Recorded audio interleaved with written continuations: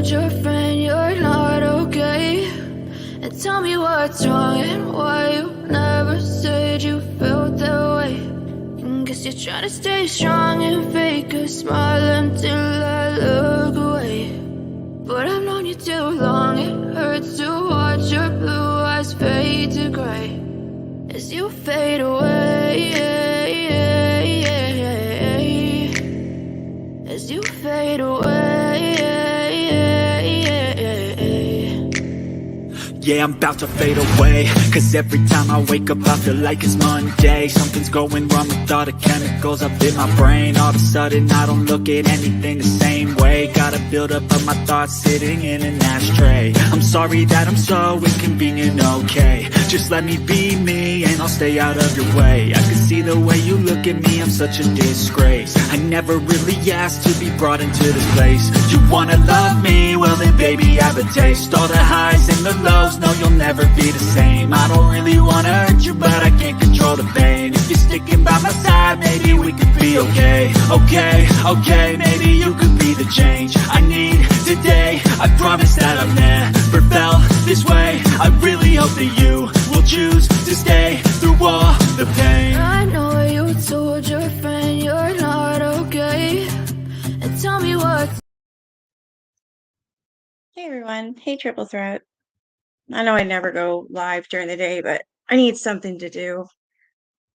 I just haven't been feeling good the past couple days just because I've had a migraine. It's finally like down. Figure I better do this now or I probably will cancel again tonight. Someone like shaky, it's weird. I don't know. My kid's got a cold. I don't feel like I have a cold. I just always suffer from migraines. But it is a lot better today. I just think I'm tired and wore out. That's all. Hey, Cool Gamer.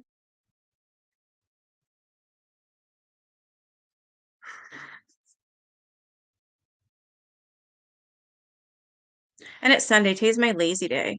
Did I take the words right in your mouth or what? Yeah, today's usually my cleaning day. And I already did my laundry. I just gotta hang my shower curtain up. I washed it, so I gotta hang that back up.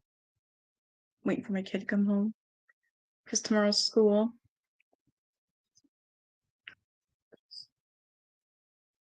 Hey, SD. I'm watching 13 Reasons Why. I guess there's 4 seasons. I believe. Yeah. I'm on the season 3. I really enjoyed the first 2 seasons. This one, I just don't understand the whole Ani thing.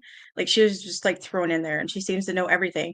And like who gave her the right to question everybody but last year what's going on? She's not a detective. I don't know. I'm kind of annoyed. She seems pushy, but she's sweet. Yeah, I love that show too. And I know it's about Bryce's death, but like I'm on the episode now where I'm finding out that Bryce and Ani actually slept together and had like a relationship. I was like, oh my God. And then I see that Bryce does have a nice side and then he was trying to change and it's like, but I still got the R scene in my head and I would never forgive him if it was me. Then I see that Jessica goes back to Justin who allowed it to happen. It's just an all, and Clay's crazy. Poor thing. Needs to go into like, I don't know. He needs to get medicated or something. Like he just takes everything to heart. He's got to be an empath, his character. So I'm on season 3. I have not seen season 4.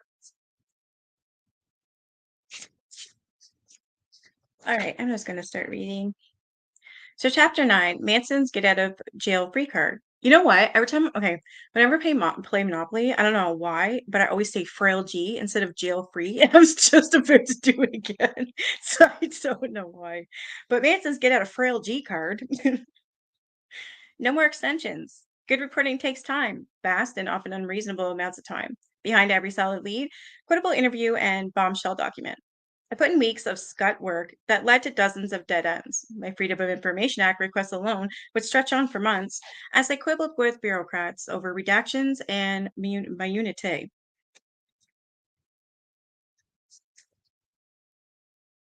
Since my 3-month assignment from Premiere had long since evolved into a years-long project, I'd accepted that the Manson case was something akin to a calling, like it or not.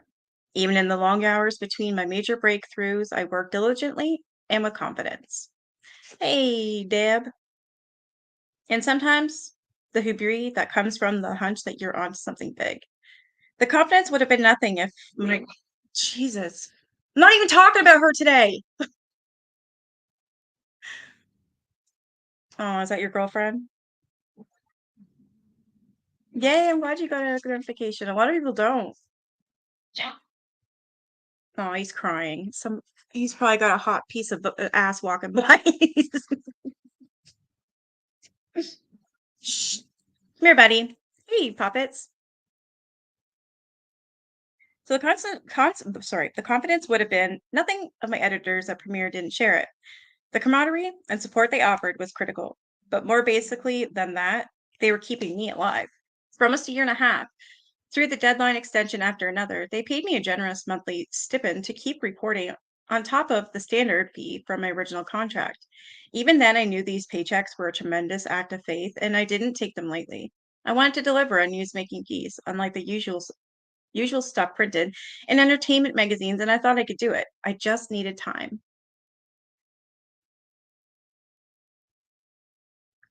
But there were limits to Premier's largesse. In November 2000, John Meeks, the editor-in-chief, who'd sat on the floor of my apartment examining documents with me, was fired.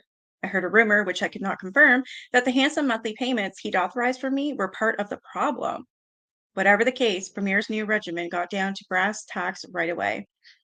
In total, including my expenses, they'd paid me a king's ransom at that point, and now they demanded the goods immediately. Looking back, maybe I was too full of pride. I still can't decide if what I did next was best for me in the long run. But I did it. I walked away from Premiere. I thought I had a historic story, and to publish in that condition, with loose ends and so much research left to be done, it would have been giving too much away. The minute I let go, I thought the Los Angeles Times or the Washington Post would put 6 reporters on the story to finish what I couldn't. If they got the big scoop that had eluded me, the story of what really happened, as opposed to the millions of tiny holes in what was supposed to have happened, all the glory would be theirs, and I would be only a footnote. A writer friend had referred me to a literary agent who took me on, convinced that I had an important book on my hands. If I could write up a proposal to sell it to the publisher, he said, I'd get the time and the money I need to put my reporting to bed. He disentangled me from my obligation to Premiere, and I started right away. So he's no longer working for the magazine that he was writing, well, this whole book for.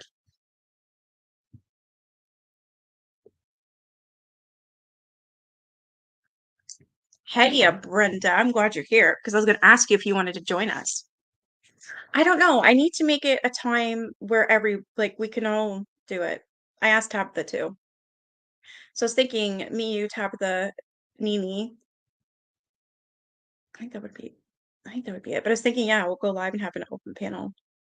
But I just need to make sure you guys are available. So I don't know if daytime works for you guys better or nighttime. I don't know. We'll figure it out. And then we'll get it done. I think it's a good thing to do that, to do it anyways. Holy, my phone is going crazy.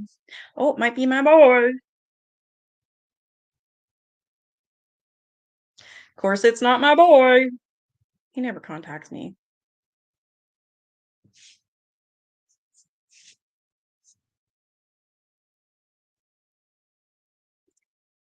It took me more than a year to write the first draft of the proposal. My friends, many of whom were writers, could never understand why it was taking so long. I would like to do this live. I don't know. I usually go live at 7, but I don't know if that's a good time, like 7 p.m. Eastern Standard Time. I don't know if that's a good time for all of us, though. We'll have to figure that out. If not, I could do later. I could do earlier. Like, I'm game, whatever works for you guys. Why not just sit down and crank the thing out? I was constantly on the defensive with them, looking for justifications. The problem, of course, was that I was still reporting because that's what I always did. I never stopped. Without the backing of an institution like Premier, my mind started to change. It was expanding. I found myself looking into Manson's year in San Francisco. He was there for the Summer of Love in 1967. It was where he formed the family. It was flummoxed by the authority figures who surrounded Manson at this time. His parole officer and the locally renowned physician who ran the clinic where he and his followers received free health care.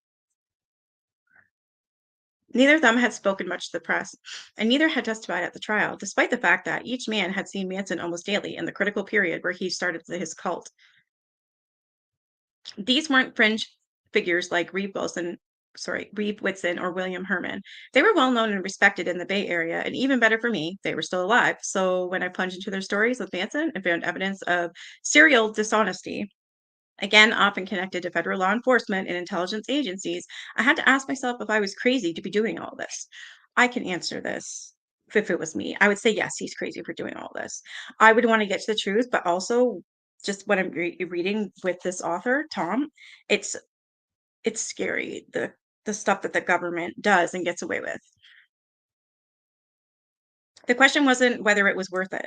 I thought it was assuming the truth could be wrested out of aging scientists, reformed hippies, and dusty government files. The question was how much of myself I was willing to give, irrespective of any consequence to my reputation or well being. I was haunted by something Paul Krasner, a journalist who covered the trial for the legendary counterculture magazine, The Realist, had told me after a lunch in the first months of my investigation. At Venice Beach, sushi bar. Must be nice. I want to go to Venice Beach and have a sushi bar. We'd been discussing our belief that the reasons behind the murders had been misrepresented. Be careful, Tommy said, as we parted ways. This will take over your life if you let it. I shrugged it off at the time. Now it felt like a prophecy. But if I wanted my book, or even just my proposal for the book, to be more complete than my premiere piece would have been, I had to let the story consume me. Scott Free and Mendocino. To understand my fascination with Manson's parole officer, you might pick up where we left off, Susan Atkins. She was plainly pushed around by the DA's office. Her story was cut and polished, and it glimmered for the prosecutors, bringing indictments, convictions, and a raft of publicity. The more I learned about Atkins' past, though the stranger her manipulation became to me. In the years before the family rise to notoriety, the justice system afforded her a shocking amount of latitude. If anything, she'd gotten away with far too much in those years. When she was on probation, she broke the law regularly, but her arrest never put her in any further legal jeopardy. Instead, there was a pattern of catch and release. Whenever the police brought her in, she'd find herself cut loose within a few days. Why was law enforcement so lenient with her? I'd like to know that too. I think it will be fun, Brenda, especially you, me, Nini, and like I said, Tabitha. I think I did. I sent her or I commented on her video, so I hope she sees it because I'd like her to join us too, and just help bring awareness to you know who. And I have an open panel so people can come on and explain their stories as well. You know, victims or even just why they were blocked. What is their issue with her? Like, what did she do to you? There's a lot of them. Maybe we'll make it like a weekly thing or something. The events of June 4th, 1969, about 2 months before the Tate LaBianca murders, are as good a starting point as any. At 3:30 that morning, an LAPD patrolman pulled over a 68 Plymouth for speeding in the San Fernando Valley, ordering the driver to step out of the car.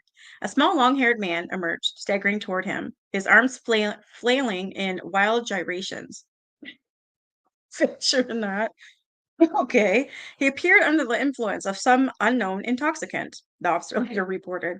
It's Charles Manson. He was arrested and charged with driving under the influence, being on drugs, and operating a vehicle without a license. He had 4 passengers in the car, all arrested for being under the influence. Thomas J. Wallman, Nancy Pittman, Lisa Van Houten, and Susan Atkins. Within 24 hours, all of them, including Manson, who had informed the booking officers that he was on a federal parole, were released with no charges. All except Atkins. She was held for more than 2 weeks. The police had discovered a warrant for Atkins, not even a week old. On May 29th, hundreds of miles away in Mendocino, a judge had ordered her arrest for violating 5 conditions of her probation. Atkins had gotten a 3-year probation sentence in 1968 after an arrest near Ukiah, California. Now notified of her arrest in Los Angeles, 2 county sheriff's deputies drove 150 miles, 1,050 miles round trip to scoop her up and bring her back up north. Hey, Frisco. On June 7th, a strong case against Atkins. She had probation officers in both LA and Mendocino. I'm probably saying that wrong. And neither was happy with her. According to the report, she brazenly defied all attempts at supervision since her sentence was imposed. Since she received a courtesy transfer of her probation from Mendocino to Los Angeles County, she changed her address more than 6 times without permission. Wow. She had a sought appointment. She failed to check in for almost every monthly appointment. And most recently, she told the probation officer that, although she knew it was forbidden, she was moving to the Mojave Desert with her friends with no plan to return to LA. So she told her probation office that. I'm saying it right? Okay. Phew. Describing Atkins' whereabouts is totally unknown. The probation officer the probation officer's report advised the best thing is to revoke the defendant's probation as it appears she has no intentions of abiding by it. Despite the recommendation at a hearing that month, Judge Wayne Burke of Mendocino County Superior Court decided that the defendant had not violated probation. How? She's leaving, and she. Okay, this is messed up. She has complied with the terms. Probation is reinstated and modified to terminate forthwith. She's released. Not only did the ruling defy the probation officer, it seemed to reward Atkins' bad behavior, terminating her probation more than 2 years before it was scheduled to conclude. And off she went, soon to participate in the murders of at least 8 people. The fact that she was nearly sent to prison so soon before the killings has never been reported. Wow. So they could have had her in prison. They could have her still on parole where she was supposed to be. And she even told her probation office she was gonna leave and had no intention of cooperating, and they just let her go? Yeah. Well, I don't believe that, we will be. I don't plan on it. I just plan on talking about KJ.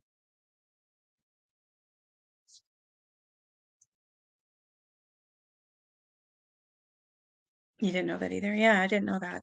Hoping to shed some light on the deceased Judge Burke's decision, I found the head of the Mendocino County Probation Office in 1969. Thomas Martin, who appeared at the hearing, also spoke to Atkins' LA probation officer. Margot Tompkins, who had written the recommendation for her revocation. Both recalled their shock at the ruling, calling it very strange, Tompkins said. Judges almost always went along with probation officer's recommendation. Clearly, she had not had any employment, no fixed addresses. I have no idea why he would have done that. Mango. Yeah, you were following them pretty close. So was I. Never heard this before. I didn't know that she would have been locked up. I mean, for all her atrocious behavior, and she wouldn't even been there for those murders then. But then again, neither would have Manson, as I'm finding out now.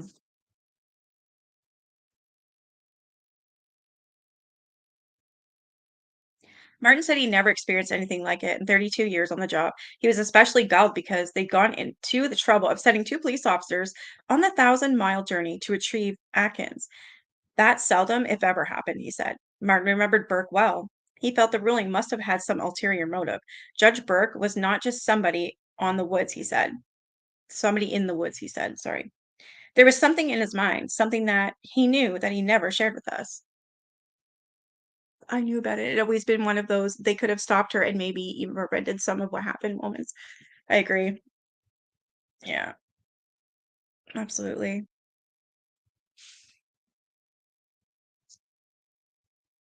Whatever that something was, it had worked to Atkins' benefit before. A year and a half earlier, an entirely different set of probation officers in another state had tried to have her probation revoked, and they met with an almost identical response from a different judge. Atkins was living in San Francisco then. She'd fallen in with a strange man who promised to change her life, and her probation officers weren't thrilled about it. Her sudden infatuation with Charlie meant she might backslide into the recklessness that had gotten her arrested in the first place when she'd been found in a stolen car in Oregon with 2 ex-cons, one of whom she'd met while working as a stripper. It was the end of a crime spree for the trio. They'd stolen the car in California, driven across state line into Oregon, and held up a string of gas stations and convenience stores with Atkins at the wheel. And yet they let her out. That does that's incredible. That is wow. That lends more credence to the MK Ultra theory. Yeah, I haven't got into that SD, but wow. It's apparently it's in here. When they were apprehended outside Salem, she told the officers that she would have shot and killed him if he hadn't caught them by surprise. Then, only 18, Atkins was convicted of being in possession of stolen goods and concealing a weapon. Her 3-year probation sentence was transferred to San Francisco, where she promised to clean up her act, and so she said, until the summer of 67 when she'd fallen under Manson's spell. According to probation records, Atkins phoned her San Francisco probation officer, Mary Yates, that November 10th, saying that she joined a communal marriage with 7 other women. They were all hitched to a traveling minister by the name of Charlie, fresh out of federal prison. Atkins and Charlie's other wives, many of them pregnant by him, would soon be leaving San Francisco in a big yellow bus, bound for Southern California, Florida, and ultimately Mexico. Yates had been supervising Atkins for a year, and she was surprised by her change. Sorry, in her charge's sudden change in character. True, Atkins has always been flighty, but she'd also been respectful and polite, and she never failed to follow the rules. Now she sounded defiant, if also lackadaisical. She didn't seem to understand or care that her behavior would land her in prison. After that disturbing phone call, Yates wrote to the head office in Sacramento to fill them in. Charlie, she wrote, not knowing his last name, is in love with all of them, and they all love each other. Yates had told Atkins not to leave, but she was certain she will do as she pleases. She recommended getting Atkins in court to decide whether her probation should be revoked. She closed her letter with chillingly prophetic words. Hopefully, Atkins won't get into further difficulties with Charlie and the other 7 girls. The phone call had so worried Yates that she got in touch with another probation officer, M.E. Madison of Oregon, where Atkins had originally been sentenced. Madison, who also kept tabs on Atkins, raised an alarm of his own, sorry. I was gonna ask the same thing and see if you guys knew. I only know of one child, and it was a boy, was it not? I'll have to look that up. I'm pretty sure there was only one.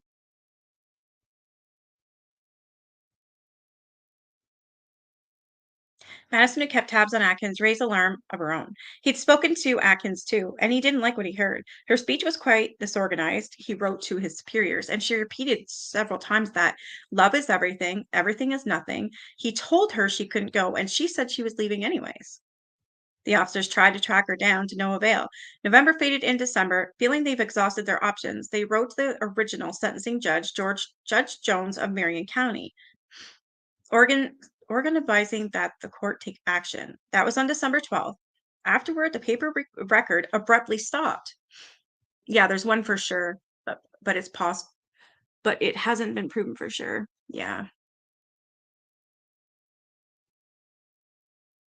Afterward, the paper record abruptly stopped. For 23 days, there were no more documents, memos, or court filings regarding the truant probationer. Then on January 4th, 1968, Judge Jones signed an order terminating Susan Atkins' probation. Wow. Probation officials in 2 states had gone so far as to warn Atkins that her return to prison was inevitable. Instead, the judge rewarded her by releasing her from all obligations to law enforcement. As in later case, there was no record explaining the judge's decision. And see, that's a crime in and of itself, is it not? You have to explain what your reason is, and even if it is a good reason, because by his own words, this judge is breaking the law. Hey, autistic.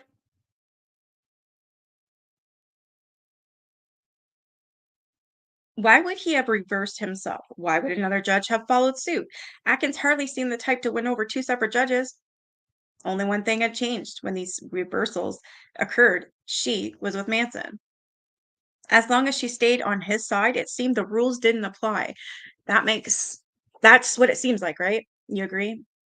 She's with Manson now, so because of that, the rules don't apply to her either? It's almost like they had the Tate LaBianca thing planned, right? Roger Smith, the friendly Fed. The law afforded special privileges to everyone in Manson's orbit. Once I was absorbed in the family origin story, I found evidence everywhere of a curious leniency, always helped along by a hand from the outside. Of special note was an incident in June 1968 that earned Atkins her second probation sentence, the one that almost had her off the streets for good before the Tate LaBianca murders. It began in the small outpost of Ukiah as the seat for Mendocino County and one of the family's favorite getaways. Ukiah by 1968 had become a haven for hippies fleeing San Francisco, which was no longer the untrammeled paradise it had been a few years before. In Haight-Ashbury, speed was now the drug of choice, and with it came violence: con men, bikers, dope peddlers, and runaways. Worst, were the tourists, who started to congregate in the Haight to admire the psychedelic memorabilia for sale: tie-dyed shirts, make love not war buttons, beads, baubles, and bell buttons. Things were a lot different back then, and there wasn't an easy exchange of information between police courts. They didn't even. Yeah, I agree. Because the two police departments that were involved in this case, they both had no idea what was going on. You would think, being such a high-profile case, that they would exchange what they knew, but they didn't. The delegation of 5 women, Susan Atkins, Ella Jo Bailey, Patricia Carmichael, Stephanie Rowe, and Mary Brenner, used a technique that they refined into an art form. They sought out impressionable young men, invited them to an all-girl orgy, and offered them plethora of narcotics, including marijuana, quietly spiked with LSD. And unfortunately, that day in Ukiah, they snared 3 underage boys. Oh boy. More unfortunately, one of them happened to be the son of Mendocino County Deputy Sheriff. Oh, wow. The 17-year-old awoke in a tangle of limbs, extricated himself, and darted home, telling his parents that his legs looked like snakes and that he saw flashes when he closed his eyes. Soon, all 5 women had been charged with felony drug possession and contributing to delinquency of minors. They were locked up in the Mendocino County Jail. Yeah, but for how long? That time it wasn't high profile, though, not until after big murders. Yeah, that's what I mean. That's what I mean. Like, they weren't even connecting when it was high profile. It was just weird. Very territorial. Yeah. Yeah.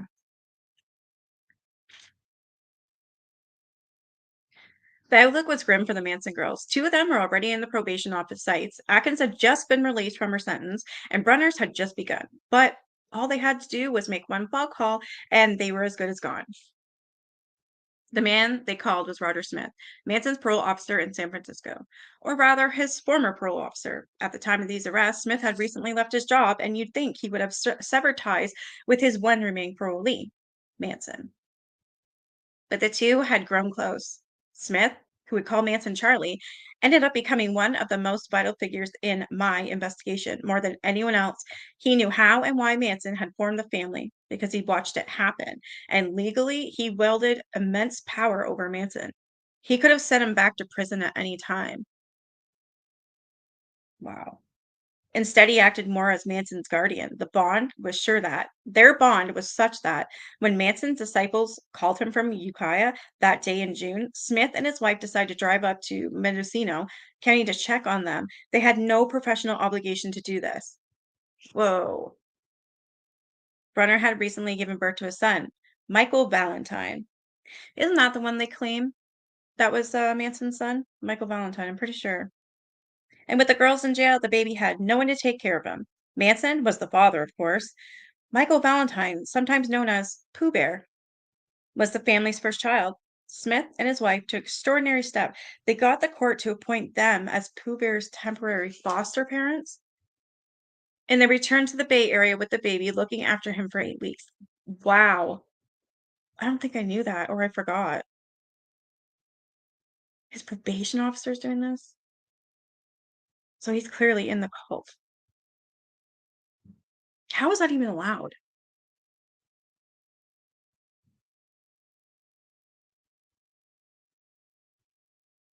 I don't know what to say about that. In the meantime, a friend of Smith named Alan Rose repaired to Mendocino County to get the girls out of jail. Rose, a college dropout who met the family through Smith, made a valiant effort. He became enamored of the girls. He visited them almost daily, hired lawyers for them, and testified as a character witness after preliminary hearings. And finally, he raised their bail money, winning their freedom until the trial at the end of the summer.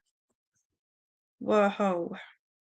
All the while, Manson remained in LA, ensconced in the comfort of Dennis Wilson's home.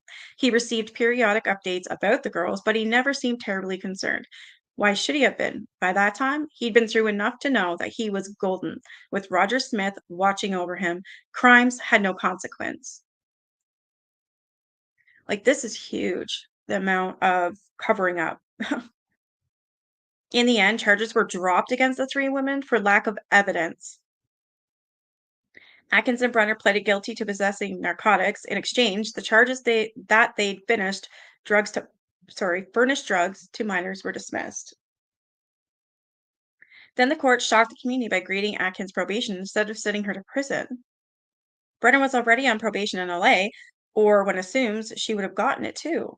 The 60 days that they'd already spent in county jail was apparently punishment enough, and they were free. They walked free. Unbelievable.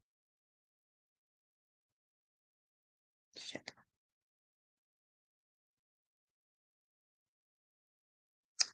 Oh, I didn't want to. No, don't call 911. Fuck. Sorry. This looks like I thought my kid messaged me.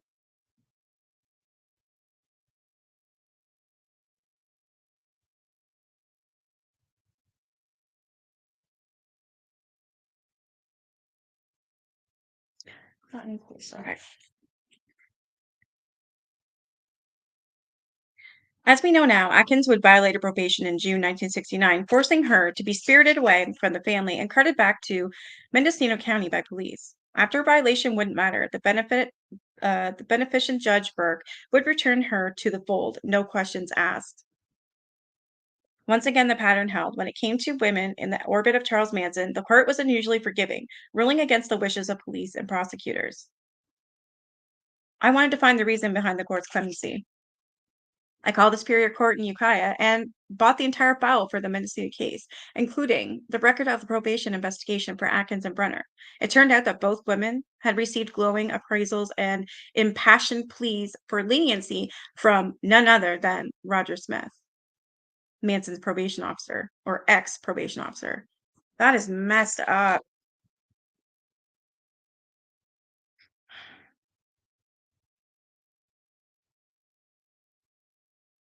In the petition, Smith identified himself as a former federal parole officer, but he neglected to mention that his most recent and final parole client was Charles Manson, the very man who sent Atkins and Brunner to Mendocino in the first place.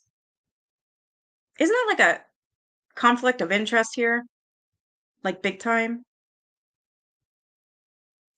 If the court knew about Smith's relationship to Manson, there's no record of it. And the judges weren't the only ones for whom Smith withheld this information. David Mandel, a Mendocino County probation officer who filed the sentencing report for Atkins and Brunner, who's extensively about Manson and his guru-like holdover women, and he spoke to Roger Smith without realizing the two were connected. Wow. Neither Smith nor his wife, who'd also advocated for the girls' release, ever saw fit to mention their relationship with Manson. Wonder why? Smith's wife, Carol, who divorced him in 1981, denied any involvement in the recommendations, suggesting that Smith had used her name without her knowledge. Mandel put a lot of stock in Smith's word. He was impressed that a former federal parole officer would put his weight behind a slouch like Atkins, whom he described as a hostile and possibly vengeful. Smith and his wife swore that Atkins would comply willingly with any probationary conditions. And while Mandel saw Brunner as much influenced and often manipulated by her present group, the Smiths praised her as an emblem of traditional Christian values. Whoa. Of course, Smith had spent a long time with the family by then. He knew that Brunner and Atkins had every intention of returning to the man who dictated their lives, often inciting them to criminality. And sure enough, when the court let them go, they fled Mendocino immediately for the Spawn Ranch where Manson was now situated. Yeah. Just think had they done their due diligence, which I think that's what you would call it, none of this shit would happen. Hey, Tiffany. In 2008, I met with David Mandel in Marin County. I was the first to tell him that Roger Smith had been Manson's parole officer. Of course, it should have been disclosed, said Mandel, poring over the documents I brought. It's a huge conflict of interest. Mandel remembered visiting the Smiths at their home in Tuberon, outside San Francisco. He noticed that the couple cared enough for Mary Brunner to have petitioned for temporary custody of her child. The couple was a major factor in his decision to recommend probation, he said, shaking his head. I should have put two and two together. One other strange fact bears mentioning, even though I've never known what to make of it, 6 months after the Ukiah trial, one of the judges, Robert Winslow, lost his recollection bid to the bench, in no small part, according to one insider, because of his leniency with the Manson girls. Winslow resurfaced in Los Angeles, remarkably become their attorney for Doris Day and her son, Terry Melcher. It was Winslow who prepped Melcher for his appearance in the Tate LaBianca trial, and Winslow who accompanied him in the courtroom as he testified, incorrectly, but the number of times he'd met Manson. Ironically, Winslow was helping Melcher speak out against the same group he'd helped the year before. Neither he nor Melcher ever made a public comment about the sheer unlikeliness of it all. Like, that should never even happened either. I just can't believe all this stuff that nobody knew or pretended to not know. A total irresponsible individual. Even before I got the probation records, I was convinced that something was off about Roger Smith's relationship with the family. My interest in the federal officer coincided with my deep dive into COINTELPRO and Chaos, both of which were active in the Bay Area in 1967. I wanted to know everything about Smith and Manson.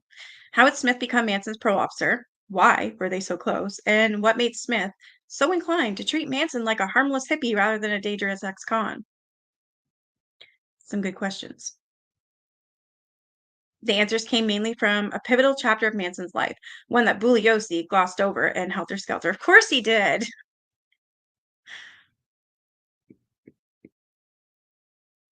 The Summer of Love.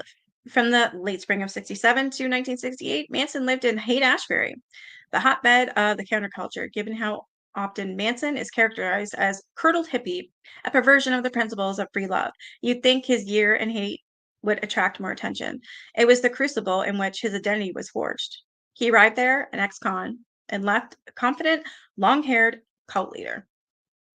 It was in the Haight that he began to use LSD. He learned how to attract weak, susceptible people and to use drugs to keep them under his thumb. And he internalized the psychological methods that would make his followers do anything for him. This would have been all but impossible without Roger Smith.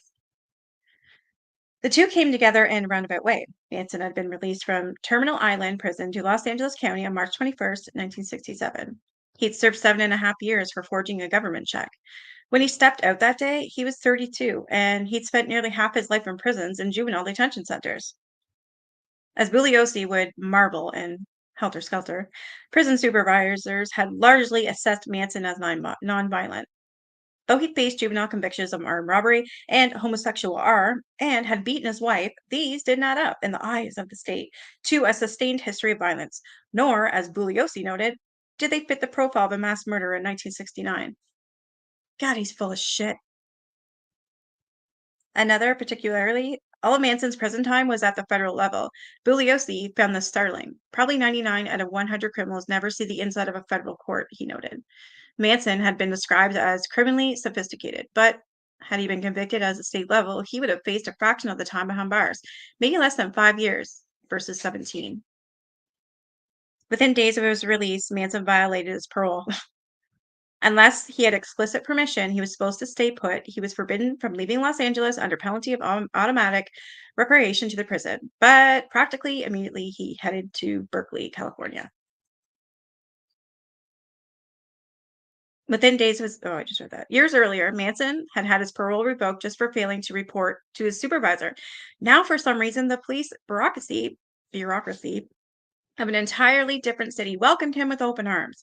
When he called up the San Francisco federal police officer to announce himself, they simply filed some routine paperwork transferring him to the supervision of Roger Smith, an officer and a student at UC Berkeley School of Criminology. Helter Skelter is deeply misled at this point. Bugliosi writes that Manson requested and received permission to go to San Francisco. The prosecutor had a copy of Manson's profile, so he knew that that was not true.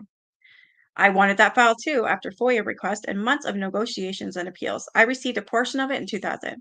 It contained a letter from the San Francisco police office to the Los Angeles office, dated April 11, 1967, 3 weeks after Manson's release.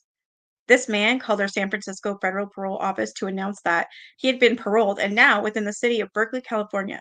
The letter begins. He had no parole documents. He impresses as a totally irresponsible individual. The institution at Terminal Island tells us that this man was paroled on March 21st, 1967, to the Central District of California, Los Angeles. Since this man indicates his intention to stay within the San Francisco metropolitan area for the indefinite future, we now indicate our willingness to accept transfer of supervision to this Northern District of California. And so began Manson's assignment to Roger Smith, whom the ex-con came to revere. As the months passed, Manson granted Smith a special role as protector in the abstruse mythology he'd begun to construct around himself. The Hate had introduced him to Stranger in a Strange Land, Robert Heinlein's provocative 1961 sci-fi novel. Manson was obsessed with that book. He carried a worn copy with him at all times, and though he was barely literate, he seemed to grasp the nuances of its dense narrative that its invented language. There's no saying who might have read the book to him or told him about it, but in its hero, Michael Valentine. Manson recognized himself, so much so that he named his first child after him. Roger Smith got a nickname for Manson too, Jubal Harshaw, the most important character in the hero's life, his lawyer, teacher, protector, and spiritual guide on earth. The plot of Stranger in Strange Land had eerie parallels to Manson's rise, so much so that after the murders, fans of the novel went out of their way to disavow Manson's connection to it. Valentine Michael, a human raised on Mars, is endowed with hypnotic powers. He descends to Earth to foster a new and perfect race. Guarded by Jubal, he assembles a nest with about 20 others, almost all women, who he initiates through sex. He demands that his followers surrender their egos to him in a spirit of total submission. They worship the innocence of children and yearn to exist in a state of such pure consciousness that they can communicate telepathically. This is nuts. And this was another book. The group sleeps and eats together. One of their most sacred rituals is the act of sharing water, which takes on vaguely druggy undertones. In Valentine Michael's philosophy, there is no death, only discorporation. Killing people saves their souls, giving them a second chance to reincarnation. The group begins to discorporate their enemies with impunity. In time, Valentine Michael draws strength from the nest, and like Christ, saves the world.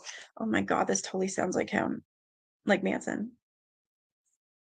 After the family was caught, Time magazine picked up on the bizarre parallels between Stranger in a Strange Land and Manson's own nest. In January 1970, it ran a piece called A Martian Model, arguing that Manson had no powers of invention at all. He may have murdered by the book. But Roger Smith, his ex-parole officer, approved of Manson's fascination with the novel. Of course he did. He's just as messed up too. He thought it was a good that Manson saw his own fantasies in it. There was no harm in desire to become a savior if that meant that Smith himself took on the role of Jubal, so be it. The fuck?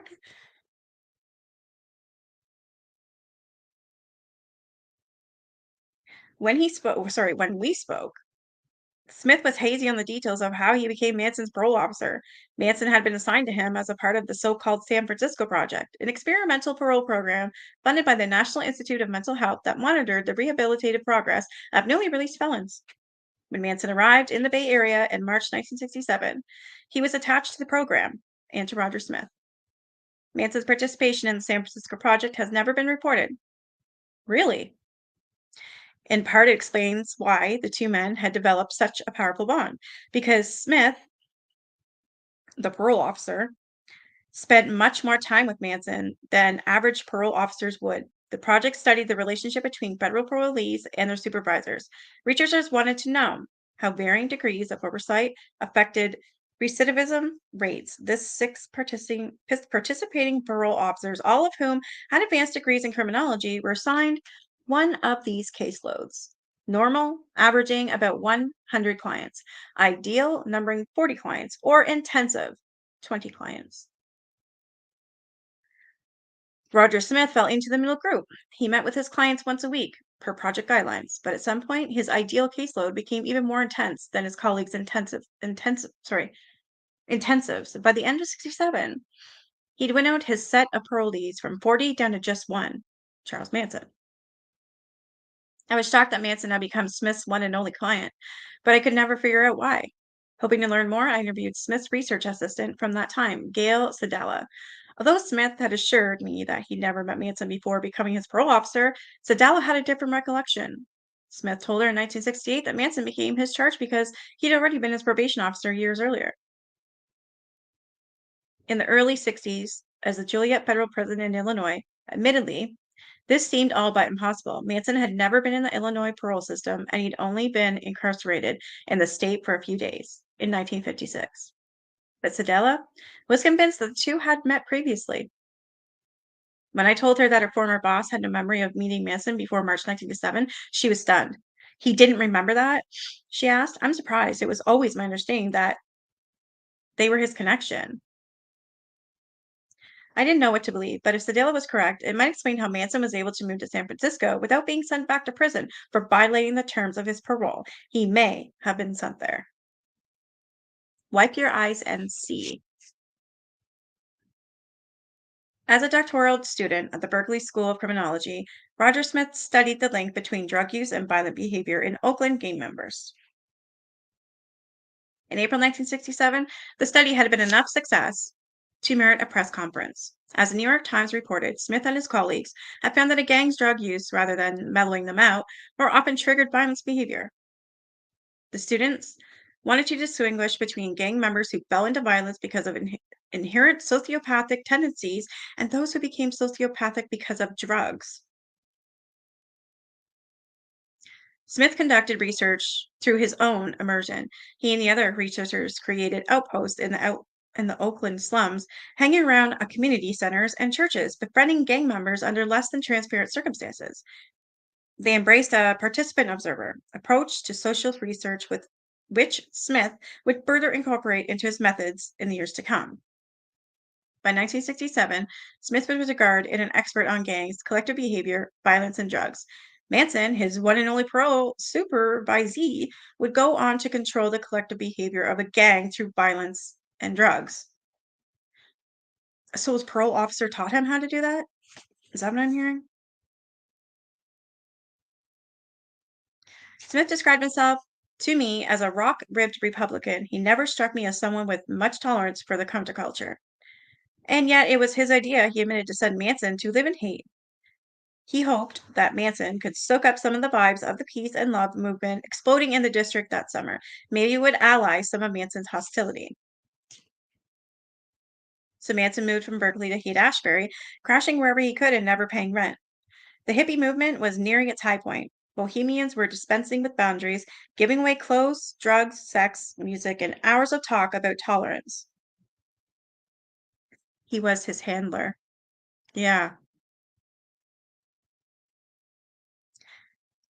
Anarchists called for the end of racism, capitalism, and imperialism.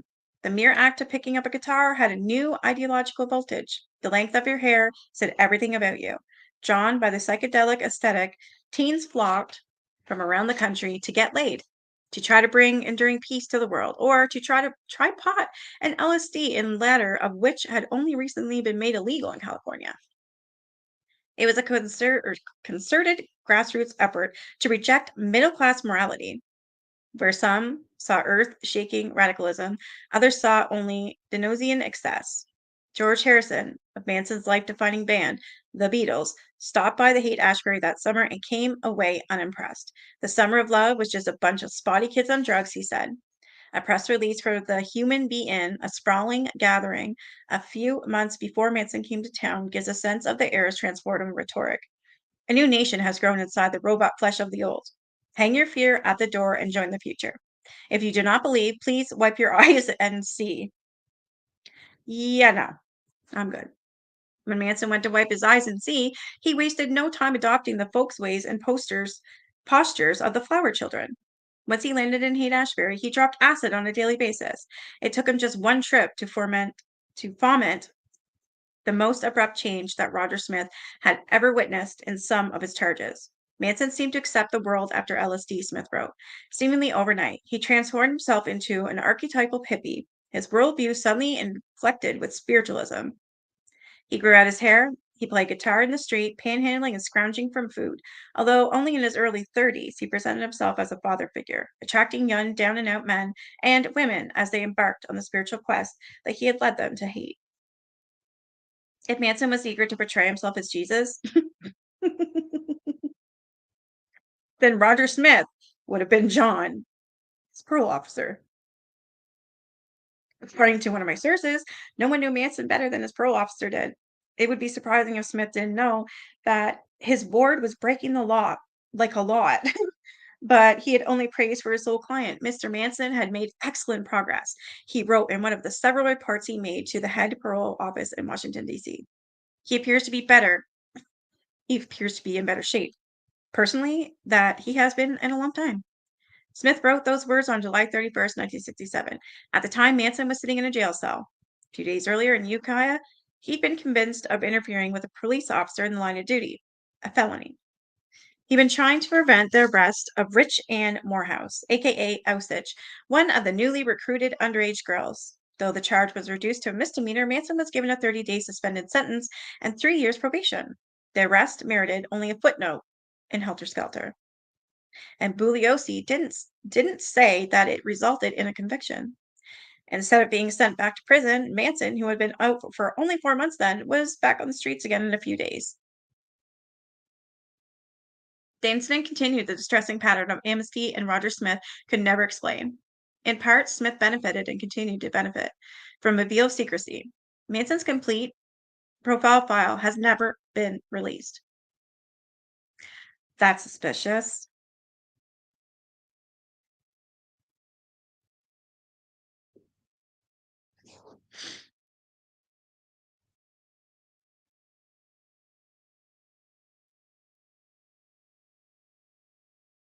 I'm sorry. Where the hell was I?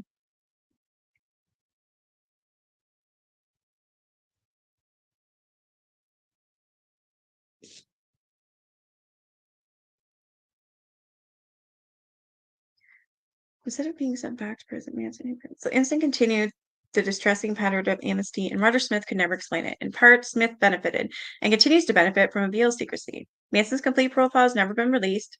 It wasn't even permitted into evidence during the trial. What the hell? During the death penalty phase, the defense, Irving Kanarek, had subpoenaed the file, hoping he could use some part of it to argue for his client's life. Not only did the United States Attorney General John Mitchell refuse to release it, he dispatched David Anderson, an official from the Justice Department, to aid Bugliosi in his effort to squash the subpoena. Wow, what are they hiding? It was an almost unprecedented action. During death penalty arguments, when a defendant's life hangs in a balance, anything that could be introduced to save that life is routinely allowed into evidence. In the courtroom, stunned that the government wouldn't allow Manson access to his own file, Kanarek asked Anderson if it contained information that would incriminate the Attorney General. Bugliosi objected. The judge sustained, and Anderson did not have to answer. Ultimately, the judge upheld the prosecution's motion to squash the subpoena. The file was never allowed into evidence, and the whole episode was excluded from Helter Skelter. Holy fuck! I'm sorry, I don't know what's gonna seize or on. The whole episode was excluded from Helter Skelter. The whole episode was excluded from Helter Skelter, and the 55 parole document turned over to me, later 69, after exhaustive FOIA appeals by the Federal Parole Commission represented only a sliver of Manson's total file, which was described as 4 inches thick at his trial.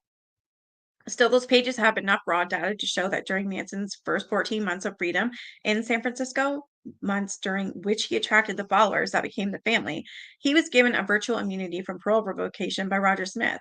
Under Smith's supervision, Manson was repeatedly arrested and even convicted without ever being sent back to prison. It was up to Smith to revoke Manson's parole. It was ultimately his decision, but he never even reported any of his clients' violations to supervisors. Wow. So now his parole officers are at fault for some of this as well. In interviews with me, Smith claimed to not have known about Manson's conviction in Ukiah, even though it had occurred under his watch. In fact, in the same July 1967 letter that should have mentioned Manson's conviction, the letter that lauded his excellent progress, Smith requested permission for Manson to travel to Mexico, where he would have been totally unsupervised for a gig with a hotel band. Smith failed to note the fact that Manson had been arrested in Mexico in 1959, resulting in his deportation to the United States and the revocation of his federal probation. Manson is not to leave the Northern District of California. The parole board responded, noting that Manson's history does not mention any employment as a musician and that his record was lengthy and serious. And yet, 2 weeks later, Smith tried again. He really wanted to send Manson to Mexico. He told the parole board that Manson had been offered a second job there by a general distributor for the Perma Guard Corporation of Phoenix, Arizona, named Mr. Dean Morehouse, who wanted Manson to survey the market for insecticides, soil additives, and mineral food supplements. Smith neglected to mention that Morehouse was on probation. Oh my God. Regulations barred association between patrollees and probationers. Yeah, exactly. And one of Manson's newest recruits, the father of the 15-year-old whose arrest Manson had tried to prevent 3 weeks earlier. This is crazy. The parole board rejected the second request too. Interestingly, at the same time Smith made these requests, he launched a criminology study of Mexican drug trafficking for the federal government. He attempted to send Manson to Mazatlan, which was the main port city of Sinaloa, the drug trafficking capital of Central America in the 1960s. What is going on? In hindsight, Smith told me when I presented him with the documents, it was not a good decision. You think? Then he reversed course a bit, saying that he probably made the request just to show Manson they wouldn't let him go. But twice, I asked, and at the expense of your own credibility? He erupted. If you want to be conspiratorial, he said, yes, I was doing research on Mexican drug trafficking at the same time I was trying to send him there. So, yes, you can make it look like that, but that wasn't what it was. I wasn't a career PO. I only did it for a couple of years because I needed the money while I did my dissertation. My wife was a teacher, but we had no money. Was I a career was I a career committed parole officer? No. Committed or not, Smith had official responsibilities, and the paper trail, in its sparseness, suggests that these didn't much weigh on him. After those 2 Mexico requests, Smith generated only 2 more documents regarding Manson for another 5 months. Both were sample letters authorizing Manson to travel to Florida to meet with recording agents. Those interested me for several reasons. First, they violated Smith's orders from Washington.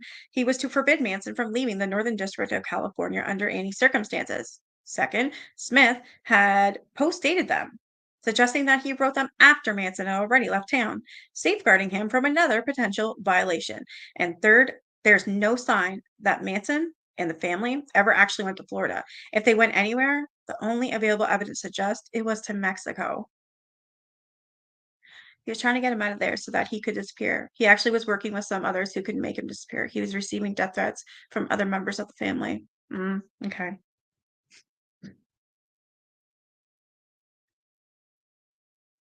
Smith's letters are from November 1967, on the very day that Susan Atkins' probation officers were frantically trying to prevent her from traveling.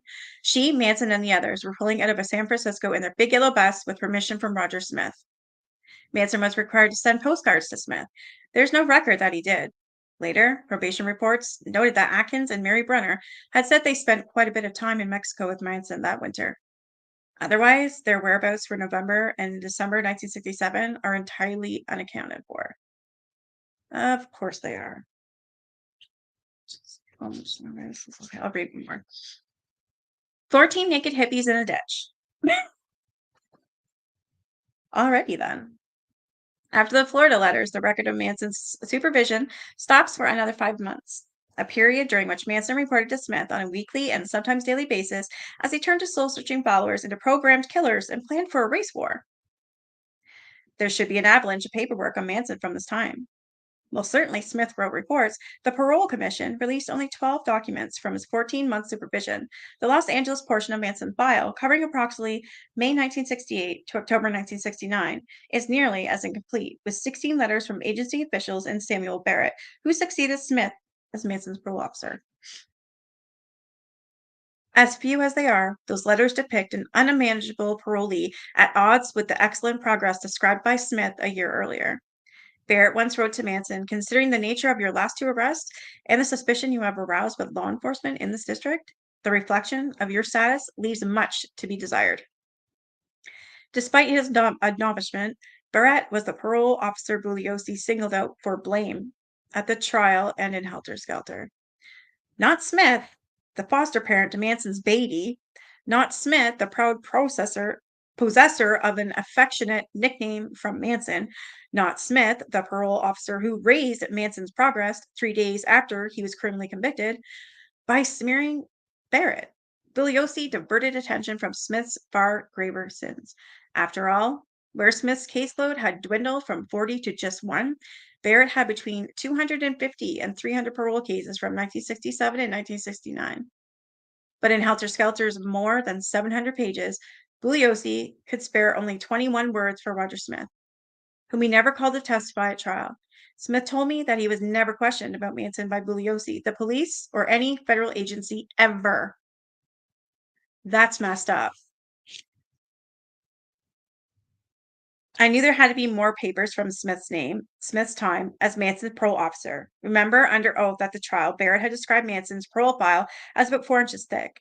I asked the parole commission spokesperson, Pamela A. Posh, how it could have been reduced to what I've been told was only 138 pages, and why I could only see 69 of these, extensively redacted. The Bureau of Prisons apparently did not retain all the parole documents pertaining to Mr. Manson, she wrote, conceding that this was unusual. The Bureau had a policy to preserve the files of notorious felons for history's sake. Manson was about as notorious a felon as he could be. I thought I exhausted my options, but then I remembered the Smith and Manson were part of San Francisco project.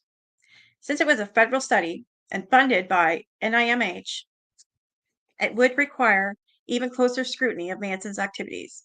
According to Smith, his clients were to be tracked, analyzed, and recorded in a separate file, but it practically goes without saying that file was missing too. Of course it was. They're all missing. If Smith maintained a close record of Manson, he kept a lot of people in the dark, including his own colleagues. He provided so few details that parole officers in Los Angeles and San Francisco didn't even know where Manson was living. In April 1968, Smith's carelessness blew up in his face when, yet again, Manson was arrested. And there was no covering it up this time. Too many papers had gotten the story. When Smith's colleagues at the parole office read about it, they flipped out and tried to do what Smith hadn't, send Manson back to prison.